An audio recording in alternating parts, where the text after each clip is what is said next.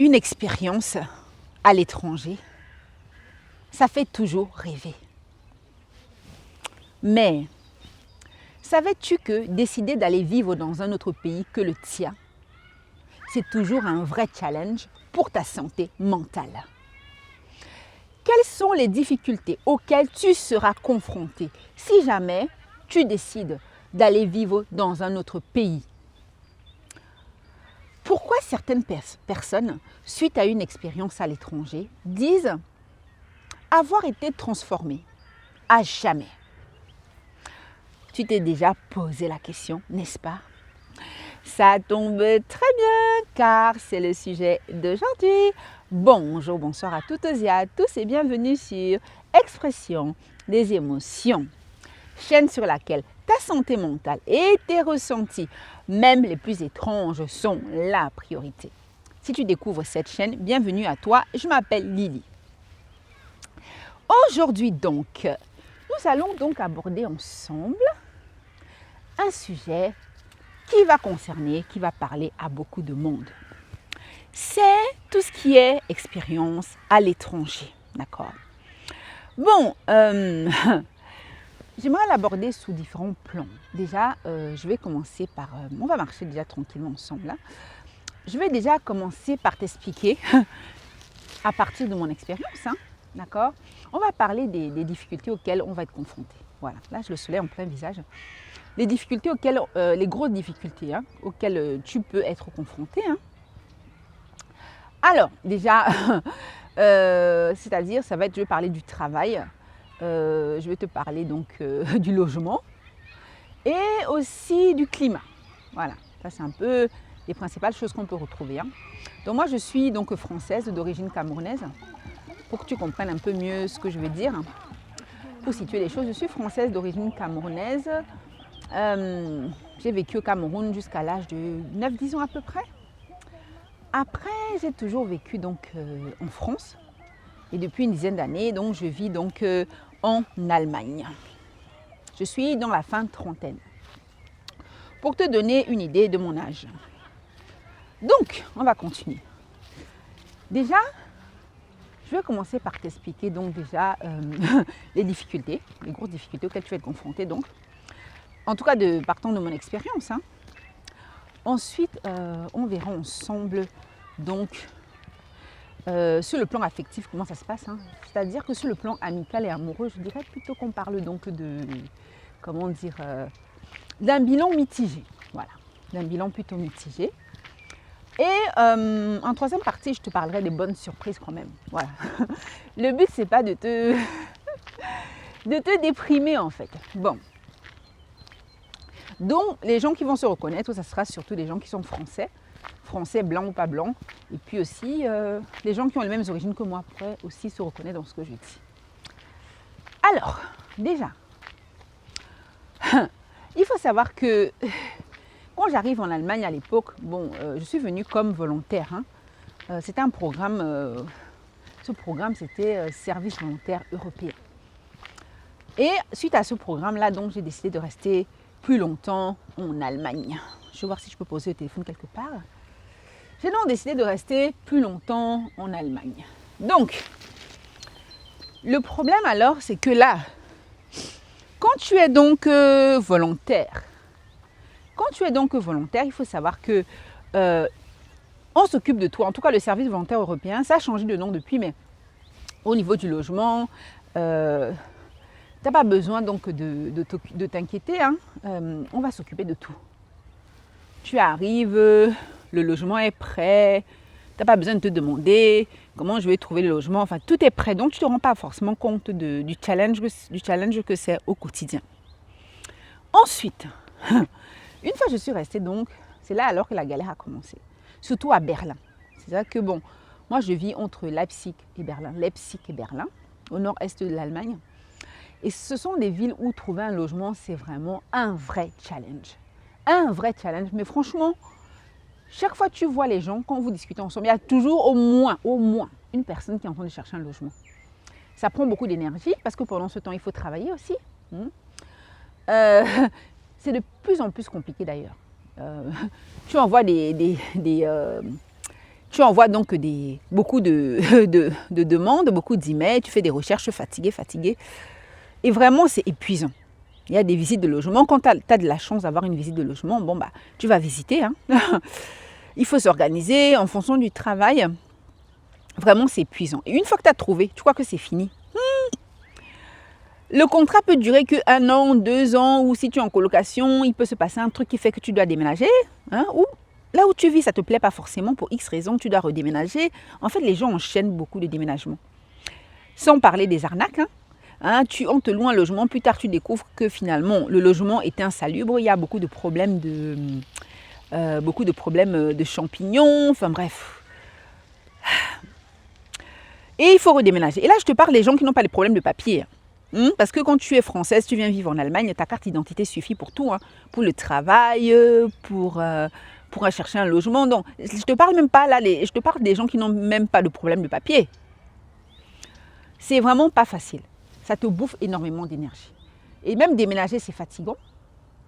J'avais entendu une psy dire que parmi les choses les plus fatigantes pour les gens mentalement, on avait mis la naissance d'un enfant, on avait parlé de rupture amoureuse, on avait rajouté le déménagement là-dedans. Oui. Le déménagement. Donc si tu n'aimes pas déménager, c'est normal. Tu n'es pas seul. Et les hommes, c'est pire parce qu'en fait, les hommes ont beaucoup de... Comment dire ? Les hommes ont vraiment beaucoup plus de difficultés. Parce que bon, les gens ne veulent pas prêter le logement aux hommes. Les hommes, même entre eux, ne se soutiennent même pas beaucoup, en fait. Hein, pour être honnête, ils ne se soutiennent même pas beaucoup. Hein. Et donc, il faut déménager. Et c'est pas tout. Tu as le travail à côté. Je me demande si je continue à marcher. Vous avez assez vu ce paysage. Le problème du travail, c'est que en fait, on n'est pas toujours... comment expliquer ? Les salaires ne sont pas spécialement élevés. D'accord ? Tu vas peut-être avoir plus de facilité à trouver un emploi qu'en France, mais il va falloir t'attendre à ce que, au niveau des salaires, ce ne soit pas bien élevé. Franchement, ce n'est pas très bien élevé, ce n'est pas très élevé. Et même si tu parles l'allemand, l'anglais, il faut savoir que bon, tu vas te retrouver dans une entreprise où tu as les gens qui sont allemands. Hein? Donc, ils parlent allemand. Donc, c'est quand même un avantage vis-à-vis de toi. Donc, parce qu'ils maîtrisent mieux l'allemand que toi, bah, ils vont pouvoir accéder à certains postes auxquels tu ne pourras pas accéder. Donc, tu vas te retrouver sous les ordres de quelqu'un qui, finalement, comment dire, a un moins bon niveau scolaire que toi. D'accord ? Travaille même moins bien que toi. Hein. Bon, tu me diras, il y a beaucoup de pays aujourd'hui où ce n'est pas forcément les meilleurs qui vont en haut, mais quand même, la langue... le problème de langue, c'est quand même un vrai challenge, d'accord ? C'est un vrai challenge. Ça te freine. Et il faut savoir une chose aussi, c'est que déjà, je montre un peu le paysage, je te montre le paysage.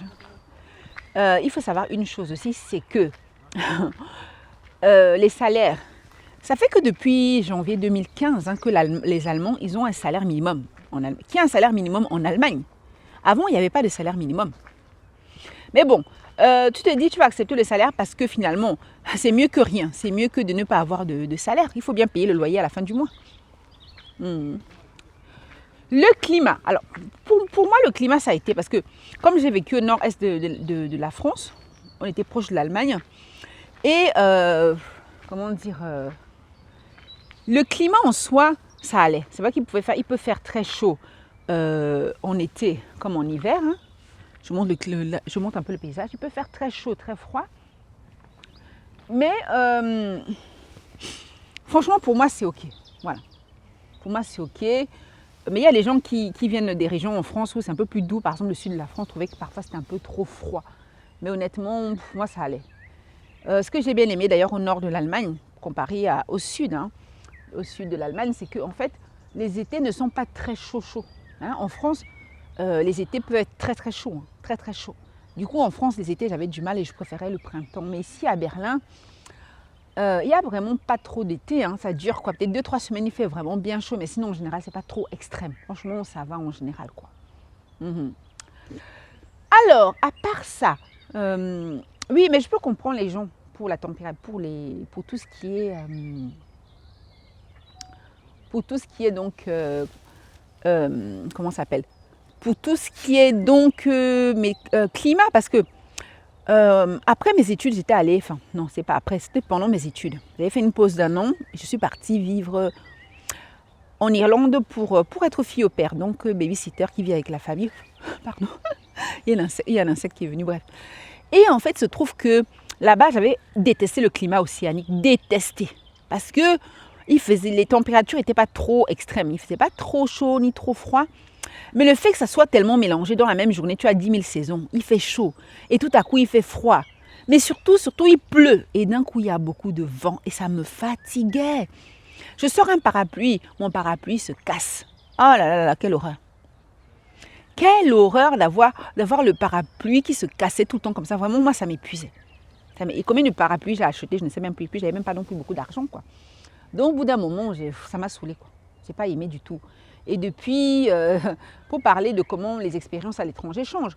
Après, depuis, j'aime beaucoup le climat au nord-est de la France ou alors en Allemagne, ça va. Ça, c'est le climat. Mais ça peut vraiment être une épreuve, hein. Il y a des pays où c'est beaucoup plus compliqué. Quand tu viens vivre là-bas, quand tu décides d'immigrer ou d'être expatrié, justement. Avant qu'on passe à la deuxième partie, qui est un peu où j'ai un bilan mitigé concernant les amours et les amitiés, on va voir ensemble quand même quelle est la différence entre expatriés et immigrés. Parce qu'il y a des gens qui s'appellent expatriés, d'autres s'appellent les immigrés. J'ai fait un peu des recherches. Franchement, c'était difficile de trouver une réponse très ferme, très carrée. En fait, il se trouve que bien sûr, traditionnellement, quand on disait expatrié, quand on dit expatrié, normalement à la base, c'est pour des gens qui décident donc qui décident d'aller travailler, qui décident d'aller à l'étranger pour des raisons professionnelles. Ça peut être une entreprise, ça peut être pour un gouvernement, mais tu es là pour des raisons professionnelles. D'accord? Et en général, c'est que quelques années, ce n'est pas censé durer très longtemps. Voilà un peu à la base de ce qui est expatrié. Donc, tu n'es pas trop impliqué, donc oui, je dois apprendre absolument la langue du pays. Les problèmes de logement en général, bon, tu es quand même accompagné, même pour tout ce qui est administratif. Hein, si tu dois aller dans un pays où il faut un visa, l'entreprise qui t'envoie, on va t'aider quand même pour les démarches. C'est pas la même chose pour quelqu'un d'immigré qui, une personne, elle décide donc d'elle-même de partir. Donc elle doit se casser la tête toute seule pour les démarches administratives. Ensuite, il y a ça. Ensuite, une fois sur place, la personne en général, c'est pour les raisons économiques. Hein. Et le but quand même, c'est de s'intégrer vraiment dans le pays. Je vais un peu bouger les insectes qui viennent vers moi. Le but en général, c'est vraiment donc de s'intégrer dans le pays et donc comment expliquer, donc il faut apprendre la langue, il faut trouver un travail tout seul. En fait, tu as beaucoup d'efforts à faire toute seule, tout seul. D'accord? La raison est souvent économique d'ailleurs. Maintenant, bon... il y a beaucoup de blancs, de Français blancs, hein, qui eux vont à l'étranger pour des raisons purement économiques. On ne les appelle pas quand même expatriés, mais tu vois. Mais parce que de nos jours aujourd'hui, expatriés, c'est plus, comment dire, expatriés aujourd'hui, de plus en plus, on va plus l'utiliser pour des gens qui finalement vont dans un pays, mais finalement un pays qui n'est pas spécialement plus pauvre, beaucoup plus pauvre que le leur. C'est plus pour une expérience, ça peut être culturel. Hein. La personne peut par exemple décider d'aller travailler tout seul. Par exemple, tu travailles pour ton compte, tu vas vivre à l'étranger, mais vraiment pour l'expérience à l'étranger. Voilà, c'est de courte durée et souvent aussi quand tu décides toi, hein, en tant qu'occidentaux, ce sont les occidentaux, les Européens qui décident maintenant, les gens qui sont plus riches, qui décident d'aller vivre dans un autre pays, que ce soit un pays d'à peu près le même niveau économique ou un pays avec un niveau économique plus bas. Eux, quand ils bougent, la raison économique étant moins importante que ceux qui viennent de pays plus pauvres économiquement, eux, du coup, ils sont appelés expatriés. Mais voilà, ça, c'est vraiment dans le langage courant. Mais aussi parce que le fait de dire expatrié aussi, c'est mieux vu que de dire immigré, hein, notamment avec tout ce qui se passe. Hein, bon, à la télé, quand on entend parler d'immigré, c'est toujours des termes... c'est toujours très négatif, alors que c'est plus complexe que ça. Hein, il y a des pays qui se reconstruisent grâce à l'immigration, mais bon. Je ne vais pas trop développer cet aspect-là, mais pour dire que renseigne-toi, c'est souvent... Le côté immigration, c'est souvent... c'est très mal vu, en fait. Voilà. Donc, du coup, les gens disent expatriés. Hein? Ça sous-entend que tu n'es pas très pauvre, entre guillemets. Et être présenté comme riche, c'est mieux que de passer pour un pauvre. Hein? La société te traite différemment. Ce n'est pas le même pouvoir sur le plan social. De savoir que quelqu'un a absolument besoin d'être là parce que dans son pays, c'est très compliqué. Hein? Ce n'est pas pareil que quelqu'un qui, elle, est là, mais dans son...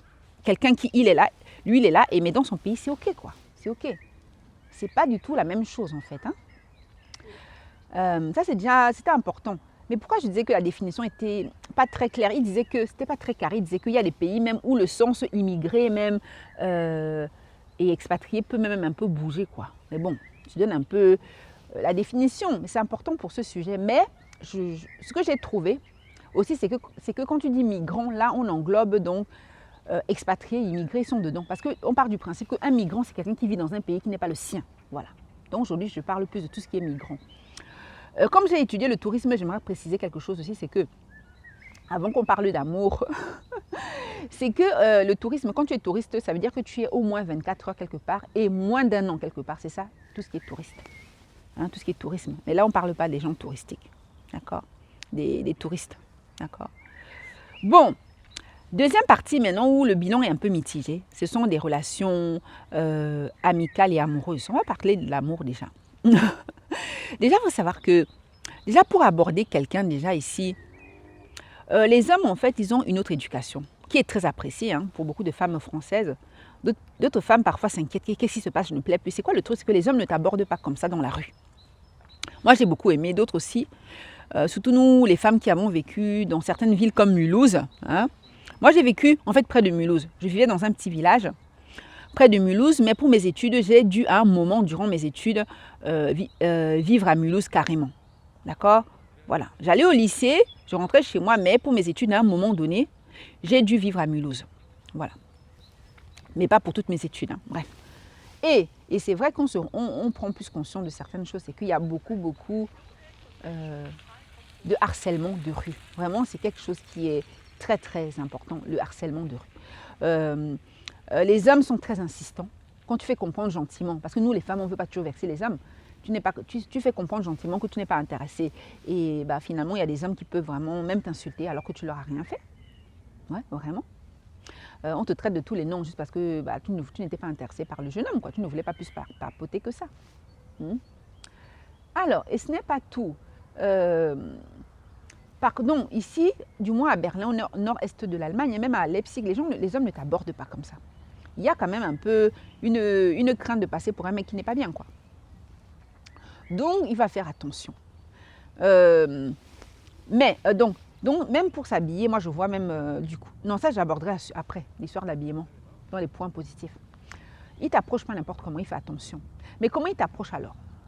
C'est vrai qu'il y a les sites de rencontres, les amis, des amis, bon, qui peuvent faire l'intermédiaire, mais quand même un homme qui ne te connaît pas dans la rue, comment il t'aborde de façon délicate?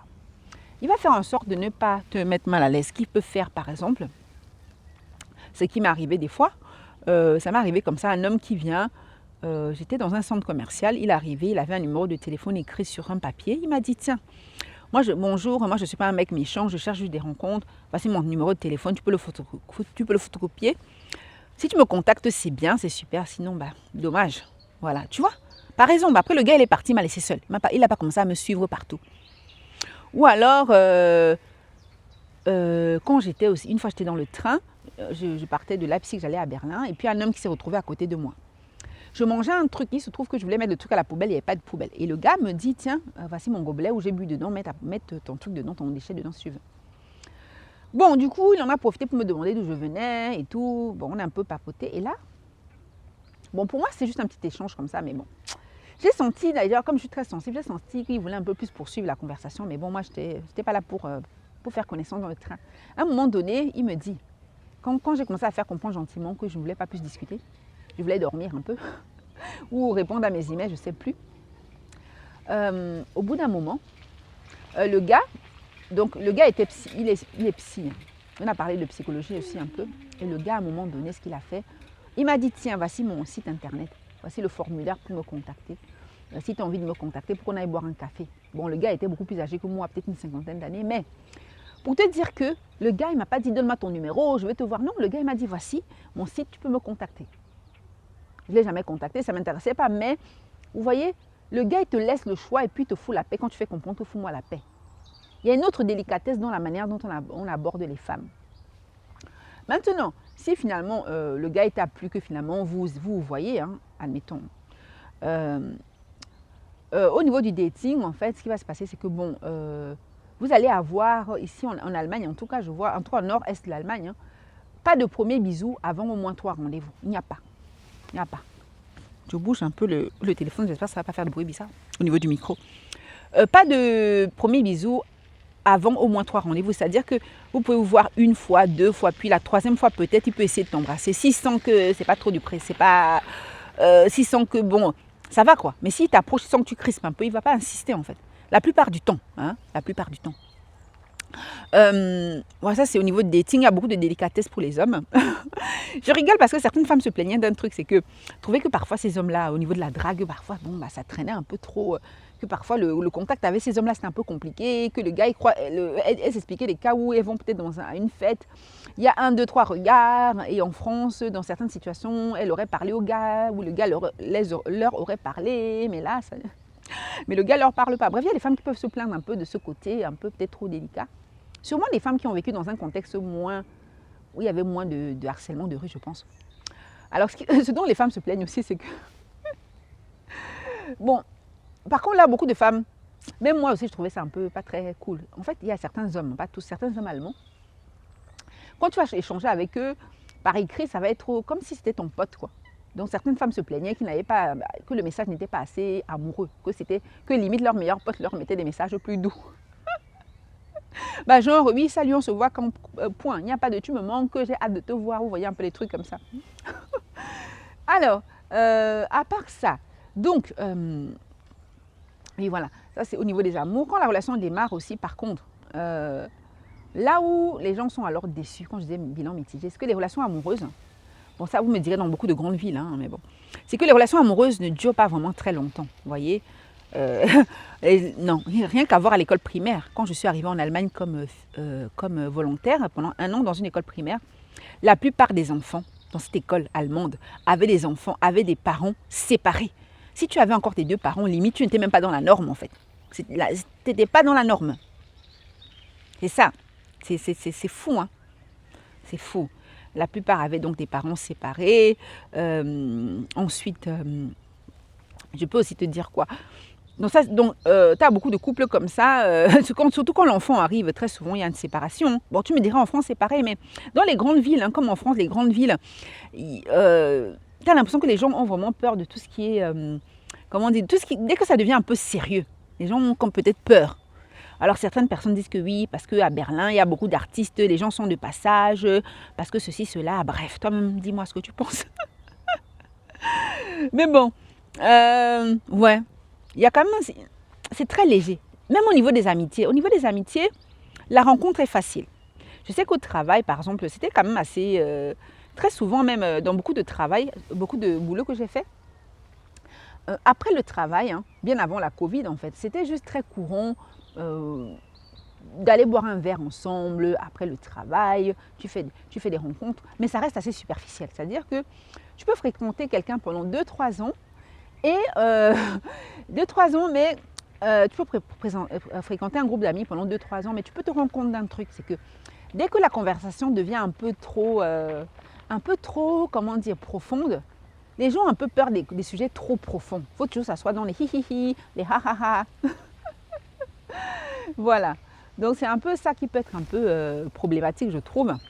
Donc ça va au départ, ça peut aller au départ, mais... je te montre un peu le paysage, mais au bout d'un moment, bon, c'est un peu épuisant quoi, de garder des liens avec des gens pendant des années, et puis finalement, la conversation n'est jamais vraiment profonde, quoi. Hein? Mais bon, pour faire des sorties ensemble, c'est cool, pour visiter un peu. J'avais comme ça à Berlin un groupe d'amis que je fréquentais beaucoup, hein, il y a une dizaine d'années en arrière à peu près, un peu moins. On se voyait beaucoup en dehors du travail, après le travail, enfin bref, on était fin vingtaine, quoi. Voilà, même dans mon autre... C'était des amis que j'avais rencontrés grâce à mon service volontaire. C'était grâce au service volontaire, il y avait les séminaires, même après des gens que j'ai rencontrés au travail, après une telle présente et une telle... Bref, des bonnes connaissances que j'ai fait, mais quand même, faut pas attendre. Ça reste assez superficiel en général quand même. D'accord? Ça reste superficiel, mais c'est mieux que rien. Mais, bon, il y a les groupes Facebook aussi, tu peux faire des rencontres. Ça reste aussi superficiel, mais là où ça peut devenir profond, moi je trouve, hein, c'est aussi grâce au travail. Parce qu'il faut être patient. Quand tu vas boire un verre de temps en temps avec quelqu'un, ou même il y a des gens, tu les vois souvent au travail, vous échangez petit à petit, puis un jour, quelque chose peut se passer. Elle peut t'inviter à aller boire un verre, et là, ça devient très profond. Il faut être très patient, en fait. Il faut juste être très, très patient pour voir la relation changer, quoi. Hein, les gens même avec lesquels j'ai vraiment des conversations très profondes, où on parle des choses très profondes, la famille, les amours, le travail, de façon très profonde, ce sont les collègues de travail, c'est des gens que j'ai rencontrés grâce au travail. Hein. Hein, je n'ai pas beaucoup d'amis, mais le peu d'amis que j'ai, hein, que ce soit qui travaillent encore avec moi ou pas, hein, mais c'est grâce au travail. J'ai d'ailleurs une amie néerlandaise qui vient parfois à Berlin, que je vais parfois voir aux Pays-Bas. Et elle, c'est grâce au travail, j'ai rencontré un autre travail. Hein. Elle a quitté après, bon, moi j'ai quitté le travail dans lequel j'étais pour un autre travail. Elle a quitté après Berlin, mais on a toujours gardé contact en fait. Donc il faut juste être très patient, très patient. Donc tu peux te contenter au début des relations superficielles. Bon, il y a des moments dans ta vie, ça sera un peu... Enfin, en fonction de ce que tu traverses dans ta vie, ça pourrait un peu te fatiguer, tu peux prendre tes distances. Hein? Mais quand même, ça peut aider à découvrir un peu le pays. Voilà. Il y a ça ce point. C'est mitigé le bilan des amis, hein, c'est mitigé. Hein, parce que moi, j'étais surprise. Je ne m'attendais pas à ce que même sur le plan amical, ça soit un peu... ça soit bizarre comme ça, quoi. Maintenant, les bons points positifs, c'est justement par rapport aux femmes. Avant, je voulais te parler, quand je parlais de la drague, là, j'ai failli parler de l'habillement. Nous, les femmes ici, regarde-moi comme je suis habillée, là, par exemple. Bon, après, je crois au début de la vidéo, tu m'as vu. Je crois que tu me vois, là. En France, je sais que si je porte un truc court comme ça, même avec un collant, dans certaines villes, on peut un peu m'embêter. Oui, on peut m'embêter. Alors qu'ici, je m'habille comme j'ai envie. Hein. Collant ou pas collant, mini short ou pas mini short. Bon, je ne mets pas non plus des trucs très mini, mais je mets souvent des trucs assez... Je peux mettre des trucs courts, voilà. Et j'ai la paix. Alors qu'en France, quand je m'habillais, je me disais, bon, est-ce que ça me plaît ou pas? Oui, mais est-ce que ça ne sera pas très court pour les gens ou pas? Ici, je ne me pose pas la question que pour les gens, c'est OK. Non, c'est seulement est-ce que pour moi, c'est OK. Ça, c'est le gros point positif. Il y a quand même beaucoup de respect. Vraiment, gros point positif. Et les femmes, d'ailleurs, dans une ville comme Berlin, qui est très féministe, il faut savoir que depuis 2023, il est possible maintenant pour les femmes d'aller se baigner dans les piscines et dans les lacs en topless, donc sans se couvrir la poitrine. Pourquoi? Parce que beaucoup de femmes se plaignaient d'un truc, notamment une femme qui avait porté plainte parce qu'une fois à un lac, hein, on l'avait obligée à couvrir son corps, alors qu'il y a beaucoup d'hommes qui étaient là en torse nu. Elle avait demandé à ce qu'on fasse venir la police. Hein. Elle a demandé à la police, tiens, laisse-moi un mot, donne-moi une amende. La police n'a pas laissé d'amende parce qu'elle voulait utiliser tout ça pour porter plainte. Elle a demandé, donnez-moi le règlement du lac qui dit que je peux rester torse nu. Rien n'a été donné. Finalement, on l'a sorti du lac, mais c'était plein. D'autant plus que le gars qui était venu la voir, en fait, lui, je ne sais même pas s'il avait un t-shirt, quoi. Bref, et ça, elle en avait parlé dans un groupe Facebook féminin. Il y a beaucoup de personnes francophones, des milliers de personnes, et elle a eu beaucoup de soutien, elle a organisé des événements, bref. Et au final, elle a porté plainte et tout. Et 2 ans plus tard, j'apprends que désormais, maintenant, maintenant, les femmes, on peut nager sans... c'est depuis 2023. Hein. Son problème avait eu lieu en 2021. Je laisse passer quelqu'un avec sa chanson. Oui, et du coup, 2 ans plus tard, oui, maintenant, tu peux nager comme ça à Berlin. Hein. Dans les lacs et dans les piscines sans couvrir le haut de ton corps. Tu peux même taper ça sur Internet, tu vas trouver ça. Il y a un article du Figaro qui en parle d'ailleurs. Oui. Oui.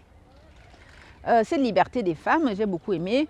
Et aussi, quoi d'autre que j'ai beaucoup aimé ici, c'est que tu changes ta vision des choses au niveau des préjugés. Moi, quand j'étais en France, on me disait, oui, attention, les gens de tel pays, ils n'aiment pas trop, ils ont beaucoup plus de problèmes avec les Noirs que les autres personnes.